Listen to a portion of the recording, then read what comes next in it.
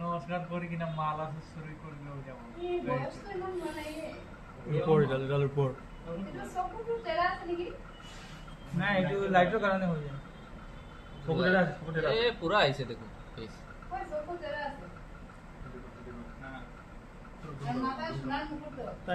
এইটো চাওক এইটো ফ্ৰেমত পুৰা পাইছে টাইমটো হ'ল 3:28 নোৱাৰিব এইটো টাইমটো 15 তাৰিখৰ দেখাইছে মানে फर्स्ट का बात कर रहा हूँ आप देख लिया राती देखो देखो सर लगे हैं राती देखो देखो लगे एक पाई जाम गुड बोलेगो ए तू साइड में रहा है का फोटो टूलना दे फेस टू का फोटो दी टूलना यस यस फेस तो पुला उड़ाइছে ए बोला है वीडियो कर ला इन मत मार तुम मत हां फॉलो कर ले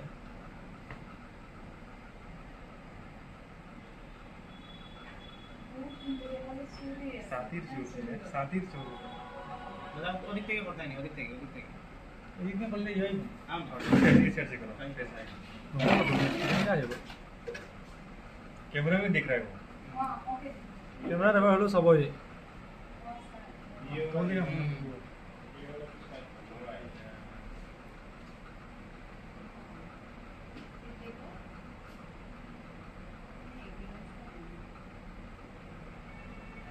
तो उसे सब कोई तो फॉलो नहीं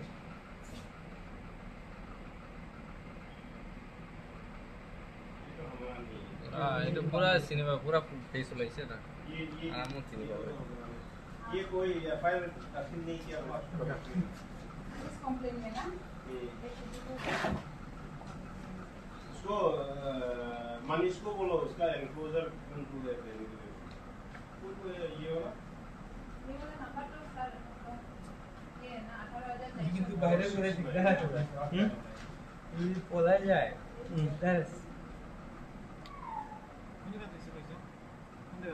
national highway point left side मंदिर শনি মন্দির ও এই যে বড় শনি মন্দিরটা আছে तो बड़ोजन मुख्य बाजारेर ओय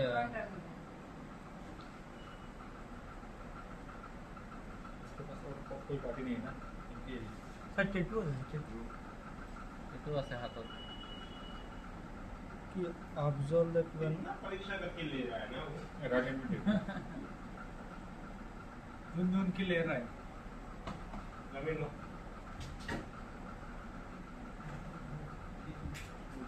ओ थैंक यू कैसे मैंने काम এই সিসিটিভি हमको खाने के लिए नहीं दे কি आप করি जीजी लाया ना नहीं लाया ও সিসিটিভি টু ভাঙি एक बार पूछ ले हां कुछ नहीं ये किस लिए आने लगा चेक करिए तो ना नहीं खूब अच्छा है কতদিন আমরা গোয়ালাবাড়ি চলে এসেছি আমরা পাশের বাড়ি तमाम গত বছর सब तो लोग हेरिया से এই সিসিটিভি চালাই দিয়ে এই একটু শেষ তারপর আছে सब করে দাও ভালো যোৱাকালি আৰ্লি মৰ্ণিং ৰাতিপুৱা ইয়াতে শিলচৰ থানাৰ অন্তৰ্গত আৰু ৰাঙিখাৰী আউটপোষ্টৰ অন্তৰ্গত নেশ্যনেল হাইৱে এটা চুৰি ঘটনা সংঘটিত হৈছিলে আৰু শ্ৰী শ্ৰী শনিদেৱ মন্দিৰৰ পৰা আ অলংকাৰ চুৰি দুষ্কৃতিকাৰী বা চোৰে চুৰ কৰি লৈ গৈছিলে এই ঘটনা সংক্ৰান্তত আমি ঘটনাস্থলী যেতিয়া আমি মানে ঘটনাস্থলী যেতিয়া আমি যাওঁ ঘটনাস্থলীত যোৱাৰ পিছত আমি এই বিষয়টো অনুসন্ধান কৰোঁ আৰু 24 ঘণ্টাৰ ভিতৰতে আমি জোৰ তদন্ত চলাই যিকেইজন ব্যক্তিয়ে এই ঘটনাটোৰ সৈতে জড়িত চুৰি কাৰ্যৰ সৈতে জড়িত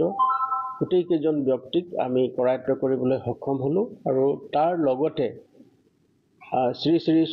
শনিদেৱ মন্দিৰৰ পৰা চুৰি কৰা যি অলংকাৰ পাতি আছে আমি উদ্ধাৰ কৰিবলৈ সক্ষম হৈছোঁ আৰু এই সংক্ৰান্তে আমি ইতিমধ্যে জোৰ তদন্ত চলাওঁতে আমি সেই অঞ্চলত থকা আমি ভ্ৰমণ কৰি তাৰ যিটো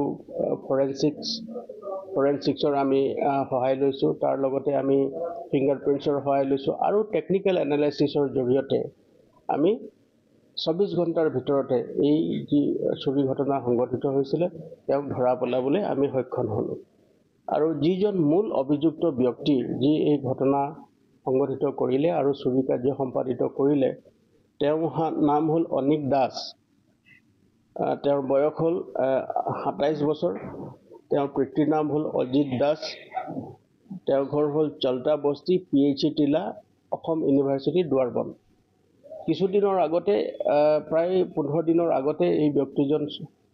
জেলত আছিলে আৰু জেলৰ পৰা 15 দিন আগতে তেওঁ ওলাইছে। আন এক দুৱাৰবন্দৰ থানাৰ আন এক অপৰাধমূলক ঘটনাত জড়িত হৈ আছিলে, গতিকে তেওঁ এৰেষ্ট হৈছিলে আৰু জেলৰ পৰা ওলাই আহিয়ে তেওঁ এই ঘটনা সংঘটিত কৰিলে।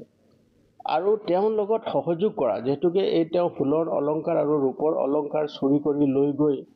তেওঁ আন এজন সহযোগীৰ সৈতে সেই বিক্ৰী কৰিছিলে। তেওঁৰ নাম হ'ল পল্লৱ দাস, বয়স 26 বছৰ। তেওঁৰ দেউতাকৰ নাম হ'ল Tapan Das, Silkuri camp 7 number camp, Gungur. তেওঁকো আমি নিশাৰ ভিতৰতে ধৰিবলৈ সক্ষম হ'লোঁ। আৰু তাৰ লগতে এজন জুৱেলাৰী দোকানৰ এজন মালিক আছে, য'ত তেওঁলোকে বিক্ৰী কৰিছিলে, তেখেতকো আমি কৰায়ত্ব কৰিছোঁ আৰু তেখেতকো আমি সোধপোছ কৰি আছোঁ। আৰু গোটেই ঘটনাৰ সংক্ৰান্তত আমি এটা সোণৰ চেইন আৰু শ্ৰী শ্ৰী শনিদেৱৰ চকুৰ মণিত থকা সোণ, সেই সোণ আমি উদ্ধাৰ কৰিছোঁ। তাৰ লগতে দুটাকৈ ৰূপৰ ব্ৰেচলেট তেওঁ চুৰি কৰি লৈ গৈছে, এই দুটাও আমি উদ্ধাৰ কৰিবলৈ সক্ষম হৈছোঁ। আৰু বৰ্তমানো আমাৰ তদন্ত চলি আছে আৰু কিছু সামগ্ৰী আৰু কম সংখ্যক সামগ্ৰী উদ্ধাৰ কৰিবলৈ আমাৰ বাকী আছে। সেইখিনি আমি তদন্ত চলাই আছোঁ আৰু শীঘ্ৰে আমি সেইখিনিকো উদ্ধাৰ কৰিব পাৰিম বুলি আমি আশা প্ৰকাশ কৰিছোঁ। আৰু এই সংক্ৰান্তে যি চুৰি কাৰ্য সংগঠিত হৈ আছে, তাৰ কাৰণে আমি মহানগৰখনত, শিলচৰ মহানগৰখনত আমি বিটৰ এটা পদ্ধতি আমি ইতিমধ্যে ইয়াত কৰিছোঁ, যাতে মানুহবিলাক শান্তিৰে, ইয়াৰ নাগৰিক সমাজৰ যাতে অসুবিধা নহয়, তাৰ কাৰণে আমি এই পেট্ৰলিঙৰ ব্যৱস্থা কৰিছোঁ। আৰু ৰাইজে যাতে শান্তিত থাকিব পাৰে, তাৰ কাৰণে অহৰ্নিশে আমাৰ এই যিটো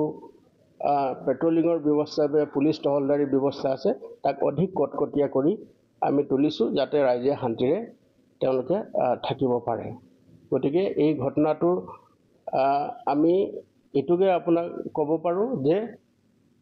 24 ঘণ্টাৰ ভিতৰতে সংঘটিত হোৱা ঘটনাটো আমি ধৰা পেলাবলৈ সক্ষম হ'লোঁ আৰু ইয়াৰ লগত জড়িত থকা দুজন ব্যক্তিক ইতিমধ্যে উদ্ধাৰ কৰিলোঁ আৰু যিখিনি সামগ্ৰী তেওঁলোকে চুৰি কৰি লৈ গৈছিলে সেইখিনিও আমি উদ্ধাৰ কৰিবলৈ সক্ষম হ'লোঁ।